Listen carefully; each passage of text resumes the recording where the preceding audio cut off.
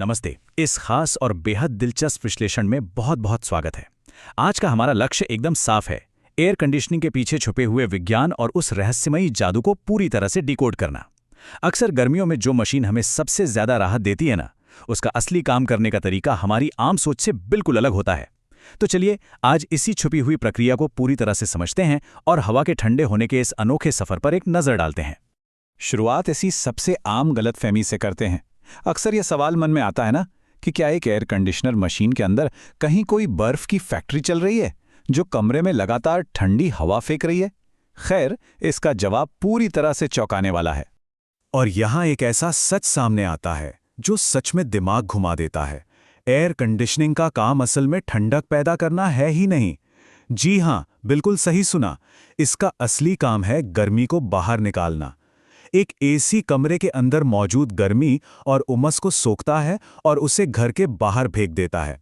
मतलब जब हवा से गर्मी निकल जाती है तो जो बचता है वो ठंडक है। ये कोई ठंडक का उत्पादन नहीं है, बल्कि गर्मी का निष्कासन है। इस तकनीक के इतिहास को समझना भी थोड़ा जरूरी है। विलिस कैरियर नाम के एक महान इंजीनियर ने 1902 में पहले आधुनिक एयर कंडीशनिंग सिस्टम का आविष्कार किया था। इस एक आविष्कार ने इंसानों के रहने, काम करने और सोचने के तरीके को सच में हमेशा के लिए बदल दिया। इसी की बदौलत आज झुलसाने वाली गर्मियों में भी हमारा जीवन इतनी आसानी से चलता रहता है। तो चलिए सीधा इस विषय में गोता लगाते हैं। आज की ये चर्चा इन 6 मुख्य भागों में बटी है: ठंडक का भ्रम, एसी की संरचना, रेफ्रिजरेशन चक्र, नमी को दूर करना, प्रकार और रखरखाव, और अंत में आराम की कीमत। पहला हिस्सा, ठंडक का भ्रम और ब्रह्मांड के संतुलन की मांग को समझना। चलिए पहले विषय की ओर बढ़ते हैं, जो भौतिकी के उन बुनियादी नियमों पर आधारित है जो ये तय करते हैं कि गर्मी को कभी नष्ट नहीं किया जा सकता, उसे केवल एक जगह से दूसरी जगह विस्थापित किया जा सकता है। हमारे स्रोतों से ली गई ये एनालॉजी बहुत ही सटीक है। ये बिल्कुल ऐसा है जैसे जमीन में गड्ढा खोदने पर मिट्टी गायब नहीं होती, बल्कि बाहर एक ढेर के रूप में जमा हो जाती है। ठीक उसी तरह एक कमरे को बर्फ जैसा ठंडा करने का मतलब है कि उस कमरे की पूरी गर्मी को निकालकर मशीन के पिछले हिस्से से बाहर ब्रह्मांड में धकेलना। गर्मी कहीं गायब नहीं होती, बस बाहर चली जाती है। अगर इसे भौगोलिक रूप से देखा जाए तो ये पूरी व्यवस्था 2 हिस्सों में बटी होती है। घर के अंदर का कोल्ड साइड, जहां गर्म हवा को सोखकर रेफ्रिजरेंट के जरिए ठंडा किया जाता है, और घर के बाहर का हॉट साइड, जहां उस सूखी गई अवांछित गर्मी को कंप्रेस करके खुले वातावरण में छोड़ दिया जाता है। ये एक निरंतर चलने वाली गर्मी के स्थानांतरण की प्रक्रिया है। दूसरा हिस्सा, एसी की संरचना और इसके 4 मुख्य यांत्रिक पार्ट। आइए उन मैकेनिकल पुर्जों से परिचित होते हैं जो इस गर्मी के सफर को मुमकिन बनाते हैं। तो यहाँ सबसे अहम बात यह है कि कंप्रेसर इस पूरे सिस्टम का दिल है। ये गैस को पंप करता है और उस पर भारी दबाव बनाता है। इसके बाद आती है कंडेंसर कॉइल, जो उस गर्म गैस को लिक्विड में बदलती है। फिर एक्सपेंशन वाल्व उस लिक्विड का दबाव और तापमान अचानक गिरा देता है। और अंत में इवेपोरेटर कॉइल कमरे की गर्मी को अपने अंदर खींच लेती है। ये चारों मिलकर एकदम एक शानदार टीम की तरह काम करते हैं। तीसरा हिस्सा, रेफ्रिजरेशन चक्र और R32 रेफ्रिजरेंट की एक बूंद का सफर। अब इस मशीन के अंदर बहने वाले खून यानी रेफ्रिजरेंट गैस, जिसे आमतौर पर R32 कहा जाता है, उसकी एक बूंद के सफर का पीछा करते हैं। देखते हैं ये काम कैसे करता है।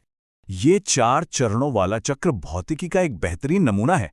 सबसे पहले कंप्रेसर R32 गैस को इतनी जोर से दबाता है कि घर्षण के कारण उसका तापमान 70 से 80 डिग्री सेल्सियस तक पहुंच जाता है। फिर ये उबलती हुई गैस बाहर लगे कंडेंसर कॉइल से गुजरती है, जहां पंखे की मदद से इसे 50 डिग्री सेल्सियस के लिक्विड में बदला जाता है। इसके बाद ये लिक्विड एक्सपेंशन वाल्व से गुजरता है, जहां इसका तापमान गिरकर 16 से 30 डिग्री रह जाता है। अब ये ठंडी गैस अंदर इवापोरेटर कॉइल में पहुंचकर कमरे की गर्मी को सोखने के लिए पूरी तरह तैयार होती है।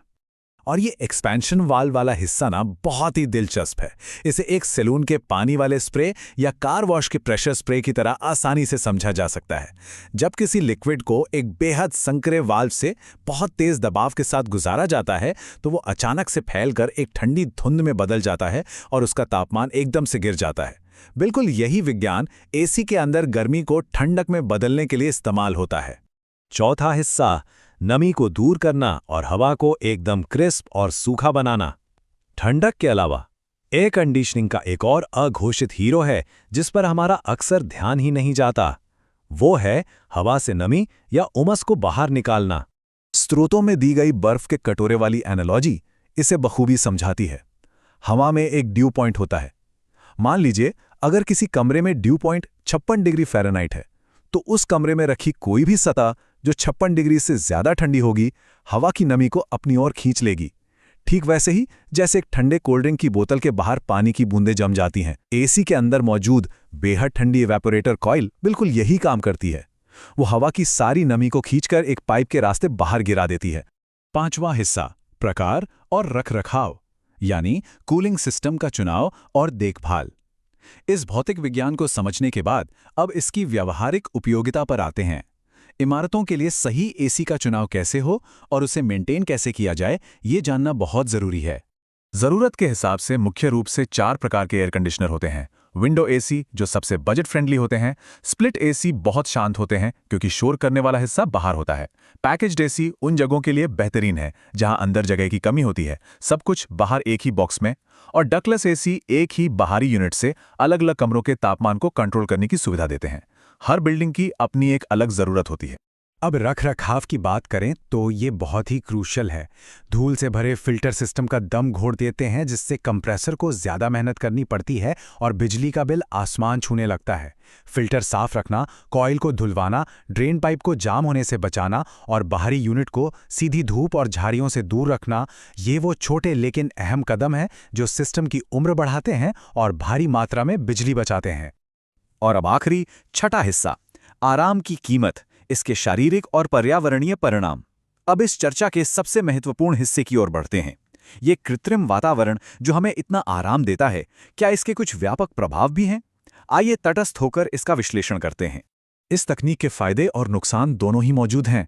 एक तरफ ये चिलचिलाती गर्मी में हीट स्ट्रोक से बचाता है, मच्छरों को दूर रखता है और काम करने की क्षमता को बढ़ाता है, लेकिन दूसरी तरफ लगातार इस ठंडे कृत्रिम वातावरण में रहने से प्राकृतिक रोग प्रतिरोधक क्षमता कमज़ोर हो सकती है, त्वचा रूखी हो सकती है और अगर वेंटिलेशन सही न हो तो इंडोर वायु प्रदूषण भी फैल सकता है।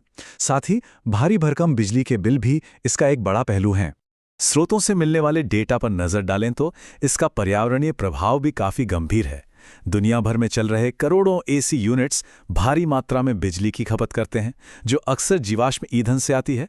साथ ही इनसे निकलने वाली गैसें यानी क्लोरोफ्लोरोकार्बन ओजोन परत को प्रभावित करती हैं और सीधे तौर पर ग्लोबल वार्मिंग में योगदान देती हैं।